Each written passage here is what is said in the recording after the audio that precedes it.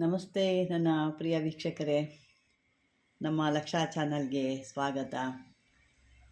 ವೀಕ್ಷಕರೇ, ಇವತ್ತು ನಾವು ದಿನ ಯಾವುದ್ಯಾವುದೋ ನೋಡ್ತಾ ಇರ್ತೀವಿ, ಮಾಟ ಮಂತ್ರ ತಂತ್ರ ವಶೀಕರಣ ಅದು ಇದು ಅಂತ.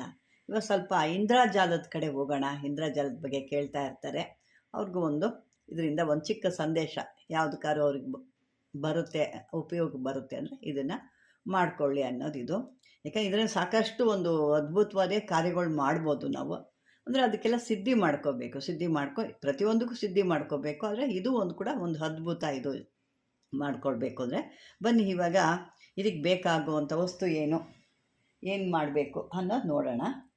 ಅದಕ್ಕೆ ಮಂತ್ರ ಯಾವುದು ಏನು ಅಂತ. ಇದಕ್ಕೆ ನೀವು ಅಂಕೋಲೆ ಕಡ್ಡಿ ಬೇಕು. ನೋಡಿರ್ತೀರಲ್ವ, ಯಾವುದಾರ ಒಬ್ಬ ಜಾದೂಗಾರನ ಕೈಯಲ್ಲಿ ಒಂದು ಸ್ಟಿಕ್ ಇರುತ್ತೆ, ಅಂದರೆ ಒಂದು ಕೋಲ್ ಇರುತ್ತೆ ನೋಡಿ. ನೀವು ಅವರಿಲ್ಲ ಅಂದರೆ ಆ ಕೋಲ್ ಇಲ್ಲಾಂದ್ರೆ ಹಾಗದೇ ಇಲ್ಲ, ಕೋಲ್ ಇರುತ್ತೆ. ಆ ಕೋಲು ಒಂದು ಅಂಕೋಲೆ ಮರದದು. ಅದಕ್ಕೆಲ್ಲ ಒಂದು ಡಿಸೈನ್ ಮಾಡಿ ಆ ರೀತಿ ಇಟ್ಕೊಂಡಿರ್ತಾರೆ. ಇದನ್ನು ನೀವು ಗುರುಪುಷ್ಯ ಅಥವಾ ರವಿಪುಷ್ಯ ದಿನ ಹಿಂದಿನ ದಿನವೇ ಹೋಗಿ ಆ ಅಂಕೋಲೆ ಮರಕ್ಕೆ ಒಂದು ಆಹ್ವಾನ ಕೊಟ್ಬಿಟ್ಟು, ನೀವು ಯಾವ ಕೆಲಸಕ್ಕೆ ತೊಗೊಂಡು ಹೋಗ್ತಾ ಇದ್ದೀರಾ ಅಂತ ಹೇಳಿಬಿಟ್ಟು ಆ ಕೆಲಸದ ಬಗ್ಗೆ ಅದಕ್ಕೆ ಹೇಳ್ಬಿಟ್ಟು ಒಂದು ಪೂಜೆ ಮಾಡಿ ಅಕ್ಷತೆ ಕಾಳು ಹೂವು ನಿಂಬೆಹಣ್ಣೆಲ್ಲ ಬಲಿ ಕೊಟ್ಟು ಬರಬೇಕು. ಬೆಳಿಗ್ಗೆ ಪುಷ್ಯ ನಕ್ಷತ್ರ ಇರುತ್ತೆ ಅಲ್ವಾ, ಆವತ್ತು ಬೆಳಿಗ್ಗೆನೇ ಹೋಗಬೇಕು. ಒಂದು ಬೇರನ್ನ ತಗೋಬೇಕು. ಆ ಬೇರು ಸುಮಾರಾಗಿ 1 ಅಡಿಯಿಂದ 2 ಅಡಿ ಇದ್ದರೆ ಸಾಕು. ಅದಕ್ಕೆ ನೀವು ಹಿಂದಿನ ದಿವಸನೇ ಹೋಗಿ ನೀವು ಅದಕ್ಕೆ ನೀರೆಲ್ಲ ಹಾಕಿ ನೆನೆಸಿ ಬರಬೇಕು. ನೆನೆಸಿ ಇದನ್ನೆಲ್ಲ ಪೂಜೆ ಮಾಡಿ ಅದಕ್ಕೆ ಇದು ಕೊಟ್ಟು ಬರಬೇಕಾಗುತ್ತೆ. ಅದು ಮಾಡಿದಾಗ ಏನಾಗುತ್ತೆ, ನಿಮಗೆ ಅಲ್ಲಿಗೆ ಅದಕ್ಕೆ ಆಹ್ವಾನ ಕೊಟ್ಟು ಬಂದಂಗೆ ಆಗುತ್ತೆ. ಬೆಳಿಗ್ಗೆ ಹೋಗಬೇಕು. ಹೋಗ್ಬಿಟ್ಟು ಅದನ್ನು ಇದು ಬೇಕಾದ್ರೆ ಪುಷ್ಯ ನಕ್ಷತ್ರ ಕೂಡ ತರ್ಬೋದು, ಮತ್ತು ಅಮಾವಾಸ್ಯೆ ದಿನದ ಕೂಡ ತರ್ಬೋದು. ಏನೋ ಹಿಂದಿನ ದಿವಸ ಹೋಗಬೇಕು, ಆಹ್ವಾನ ಮಾಡಬೇಕು, ಬೆಳಿಗ್ಗೆನೇ ಹೋಗಿ ಅದನ್ನು ತರಬೇಕು. ಅದನ್ನು ತಂದು ಎಷ್ಟು 1 ಅಡಿ ಅಥವಾ 2 ಅಡಿ ತಂದುಬಿಟ್ಟು ಆ ಒಂದು ಬೇರಿಗೆ ನೀವು ಅದಕ್ಕೆ ಒಂದು ಅರಿಶಿನ ಎಲ್ಲ ಚೆನ್ನಾಗಿ ತೊಳೆದ್ಬಿಟ್ಟು ಅದನ್ನು ತೊಳೆದಾದ್ಮೇಲೆ ಆ ಬೇರಿಗೆ ಒಂದು ಅರಿಶಿನ ಎಲ್ಲ ಇಟ್ಟು ಅದಕ್ಕೆ ಪೂಜೆ ಮಾಡಿ 11 ಮಾಲೆ ರುದ್ರಾಕ್ಷಿ ಮಾಲೆನೇ ಹಾಕಬೇಕಿದೆ. ರುದ್ರಾಕ್ಷಿ ಮಾಲೆಯಲ್ಲಿ ಜಪ ಮಾಡಬೇಕು. ನಾನು ಮಂತ್ರ ಕೊಡ್ತೀನಿ. ಆ ರುದ್ರಾಕ್ಷಿ ಮಾಲೆಯಲ್ಲಿ 11 ಮಾಲೆನ ನೀವು ಹೇಳಬೇಕಾಗುತ್ತೆ. ಅದನ್ನು ಏನು ಅಂದರೆ ಆ ಬೇರನ್ನ ಕೈಲಿ ಹಿಡ್ಕೊಂಡೇ ಹೇಳಬೇಕು. ನೀವು ಕೈಯಲ್ಲಿ ಬೇರೆ ಹಿಡ್ಕೋಬೇಕು, ಹೇಳ್ಕೊಳ್ತಾ ಇರಬೇಕು. ಒಂದು ಮಾಲೆ ಹೇಳಿದ ತಕ್ಷಣ ಆದ ತಕ್ಷಣ ಉಫ್ ಅಂತ ಊದಬೇಕು. ಮತ್ತೊಂದು ಇದೇ ರೀತಿ 11 ಮಾಲೆನೂ ಹೇಳ್ತಾ ಅದನ್ನು ಒಂದೊಂದು ಬಾರಿಗೂ ಒಂದೊಂದು ಸಾರಿ ಊದುತ್ತಾ ಇರಬೇಕು. ನಂತರ ಇದು ನೀವು ನಿಮ್ಮ ಮನಸ್ಸಿನಲ್ಲೇ ಹೇಳ್ಕೋಬೇಕು. ಇದನ್ನು ಹೇಳ್ಕೊಂಡು ಪ್ರಯೋಗ ಮಾಡಬೇಕಾದ್ರೆ ಮನಸ್ಸಿನಲ್ಲಿ ಮಾತ್ರ ಹೇಳ್ಕೋಬೇಕಾಗುತ್ತೆ. ಇದು ನಿಮಗೆ ಏನು ತೋರಿಸ್ಬೇಕು ಅನಿಸುತ್ತೋ ಅದನ್ನು ಈ ಇಂದ್ರಜಾಲ ಅಥವಾ ಕಣ್ಕಟ್ಟು ವಿದ್ಯೆ ಅಂತ ನಾನು ಹೇಳ್ತೀವಿ. ಅದನ್ನು ಅವ್ರಿಗೇನು ತೋರಿಸ್ಬೇಕು ಅಂತಿರುತ್ತೋ ಅದನ್ನು ನೀವು ಅದು ತೋರಿಸುತ್ತೆ. ನಿಮ್ಗೇನು ಅನಿಸುತ್ತೋ ಅದನ್ನು ಅವ್ರಿಗೆ ಕಾಣಿಸೋ ರೀತಿ ಮಾಡುತ್ತೆ. ಇವಾಗ ಅದರದ್ದು ಒಂದು ಮಂತ್ರ ನೋಡೋಣ. ಅದರ ಒಂದು ಮಂತ್ರ ಏನಿದೆ ಅಂತ ನೋಡೋಣ. ಅಂದರೆ ಇದೆಲ್ಲ ಸಿದ್ಧಿ ಮಾಡ್ಕೋಬೇಕು, ಇಲ್ಲ ಅಂದರೆ ಮರ್ಯಾದೆ ಹೋಗುತ್ತೆ. ಅರ್ಧದಲ್ಲೇ ಕಟ್ಟಾರೆ ಜನಕ್ಕೆ ತೊಂದರೆ ಮಾಡ್ತಾರೆ, ಆಮೇಲೆ ಈ ರೀತಿ ಮೋಸ ಮಾಡ್ತಾ ಇದ್ದಾರೆ ಅನ್ನೋ ಥರ ಬರುತ್ತೆ. ನೀವು ಮೊದಲು ಇದನ್ನೆಲ್ಲ ಸಿದ್ಧಿ ಮಾಡ್ಕೋಬೇಕು. ಸಿದ್ಧಿ ಮಾಡಿದ ನಂತರನೇ ಈ ರೀತಿ ಹೇಗೆ ಹೋಗ್ಬಿಟ್ಟು ನೀವು ಇದನ್ನೆಲ್ಲ ಮಾಡೋಂಗಿಲ್ಲ. ಅದಕ್ಕೆ ಆದ ಒಂದು ದೇವತೆ ಕೂಡ ಬರ್ತಾಳೆ. ಆ ದೇವತೆಯನ್ನು ಕೂಡ ನೀವು ಸಿದ್ಧಿ ಮಾಡ್ಕೋಬೇಕು. ನಾನು ಸಾಕಷ್ಟು ವಿಡಿಯೋದಲ್ಲಿ ಕೂಡ ಕೊಟ್ಟಿದ್ದೀನಿ. ನನ್ನ ಹಳೆ ವಿಡಿಯೋಗಳಲ್ಲಿ ಕೂಡ ಆ ದೇವತೆ ಯಾರು, ಏನು, ಯಾಕೆ ಪೂಜೆ ಮಾಡ್ಕೋಬೇಕು ಅನ್ನೋದು ಕೂಡ ನಾನು ಕೊಟ್ಟಿದ್ದೀನಿ.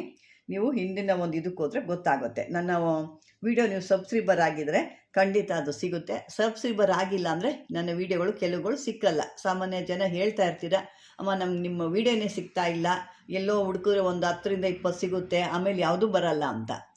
ನೀವು ಸಬ್ಸ್ಕ್ರೈಬರ್ ಆಗಿದ್ದರೆ ಮಾತ್ರ ಇಡೀ ನಾನು ಏನು ಅಷ್ಟು ನಿಮಗೆ ಬರುತ್ತೆ. ನೀವು ಸಬ್ಸ್ಕ್ರೈಬರ್ ಆಗಿಲ್ಲ ಅಂದರೆ ಯಾವುದೇ ರೀತಿ ನಿಮಗೆ ವಿಡಿಯೋಗಳು ಸಿಕ್ಕಲ್ಲ. ಅಷ್ಟೇ ಸಿಕ್ಕೋದು. ಈಗ ರೀಸೆಂಟಾಗಿ ಏನಿರುತ್ತೆ ಅಷ್ಟು ಮಾತ್ರ ಸಿಗುತ್ತೆ. ಈಗ ಬನ್ನಿ, ಈಗ ಈ ರೀತಿ ಒಂದು ಮಂತ್ರ ಇದಕ್ಕೆ ನಾವು ಏನು ಅಂತ ತಿಳ್ಕೊಳ್ಳೋಣ. ಮಂತ್ರ: ಓಂ ನಮೋ ಬದಕಿ ಚಾಮುಂಡಿ ಠಂ ಠಂ ಸ್ವಾಹ. ಓಂ ನಮೋ ಬದಕಿ ಚಾಮುಂಡಿ ಟಹ ಟಹ ಸ್ವಾಹ. ಇಷ್ಟೇ ಇದ್ರ ಮಂತ್ರ. ನೋಡಿ, ಇದ್ರ ಮಂತ್ರ ಎಷ್ಟು ಅದ್ಭುತವಾಗಿರುತ್ತೆ. ಚಿಕ್ಕ ಮಂತ್ರನೇ. ಇದನ್ನು ಹೇಳ್ಕೊಬೋದು ನೀವು. ಜಾಸ್ತಿ ಏನಿಲ್ಲ, 11 ಬಾರಿ ನೀವು 11 ಮಾಲೆ ಕೂಡ ಹೇಳ್ಕೊಬೋದು. ರುದ್ರಾಕ್ಷಿ ಮಾಲೆ ಆಗಿರಬೇಕಾಗುತ್ತೆ. ಒಂದು ಒಳ್ಳೆ ಸ್ಥಳದಲ್ಲಿ ಕುತ್ಕೋಬೇಕಾಗುತ್ತೆ. ಕೊಡಬೇಕಾದ್ರೆ ಇವೆಲ್ಲ ನೋಡ್ಕೋಬೇಕು. ಎಲ್ಲ ನೋಡ್ಕೊಂಡು ಈ ರೀತಿ ಮಾಡಿದಾಗ ನಿಮಗೆ ನಾನು ಅದು ಕೋಲು ಕೂಡ ನಿಮಗೆ ತೋರಿಸ್ತೀನಿ. ಆದರೆ ನಾನೇನು ನೀಟಾಗೆಲ್ಲ ಏನು ತಂದಿಲ್ಲ, ಅಂಕೋಲೆ ಗಿಡನೇ ಅದು, ತೋರಿಸ್ತೀನಿ ನಾನೀಗ.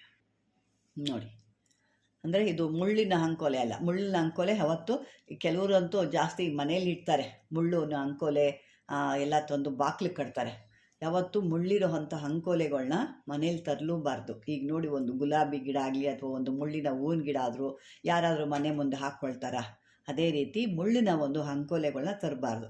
ಈ ಬಿಳಿ ಅಂಕೋಲೆ ಅಂತ ಬರುತ್ತೆ, ಈ ಬಿಳಿ ಅಂಕೋಲೆಗೆ ಮುಳ್ಳಿರೋದಿಲ್ಲ. ಆ ರೀತಿ ಅದನ್ನ ತಂದು ನೀವು ಕಟ್ಕೋಬೇಕು. ನೋಡಿ, ಇದು ಸುಮಾರು ಒಂದು 2 ಅಡಿ ಹೆಚ್ಚು ಕಮ್ಮಿ ಇರ್ಬೋದು ಅನಿಸುತ್ತೆ. ನಾನೇನು ಅದನ್ನು ಲೆಕ್ಕ ಮಾಡಿಲ್ಲ. ಅಂದರೆ ನಾನೇನು ಅದು ನೀಟಾಗಿ ಇದನ್ನು ತರಬೇಕು ಅಂದರೆ ನನಗೇನೋ ಒಂದು ಇದಕ್ಕೆ ಬೇಕಾಗಿತ್ತು ಕೆಲಸಕ್ಕೆ, ಅದನ್ನು ತಂದಿದ್ದೀನಿ ಅಷ್ಟೇ. ಅದನ್ನು ನಿಮಗೆ ತೋರಿಸ್ತಾ ಇದ್ದೀನಿ.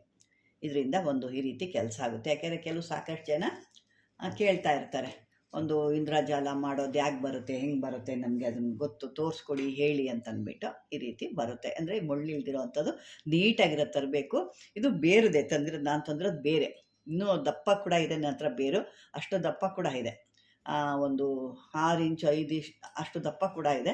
ಅಂದರೆ ಅದು ನಾನು ಕೆಲವೊಂದು ಕೆಲಸಕ್ಕಾಗಿ ಇಟ್ಕೊಂಡು, ಅಂದರೆ ಅಷ್ಟು ದಪ್ಪ ಕೂಡ ಮಾಡ್ಕೊಳ್ಳಿಕ್ಕಾಗಲ್ಲ, ಇಷ್ಟೇ ದಪ್ಪ ಇರಬೇಕು. ಇದು 1 ಇಂಚ್ ದಪ್ಪ ಅಷ್ಟೇ ಇದೆ. 1 ಇಂಚ್ ಇದ್ದರೆ ಸಾಕು.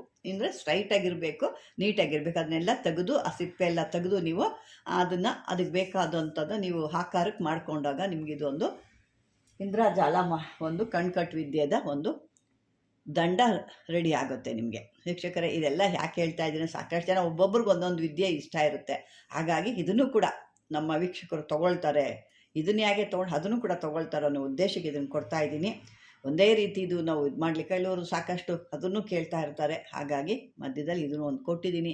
ಈ ಒಂದು ವಿಡಿಯೋ ನಿಮಗೆ ಇಷ್ಟ ಆಗಿದ್ರೆ ಲೈಕ್ ಮಾಡಿ, ಶೇರ್ ಮಾಡಿ, ಸಬ್ಸ್ಕ್ರೈಬರ್ ಮಾಡ್ಕೊಳ್ಳಿ ಅಂತ ಹೇಳ್ತಾ, ಇದುವರೆಗೂ ನನ್ನ ಒಂದು ವಿಡಿಯೋ ವೀಕ್ಷಣೆ ಮಾಡಿದ್ದಕ್ಕೆ ಧನ್ಯವಾದಗಳು.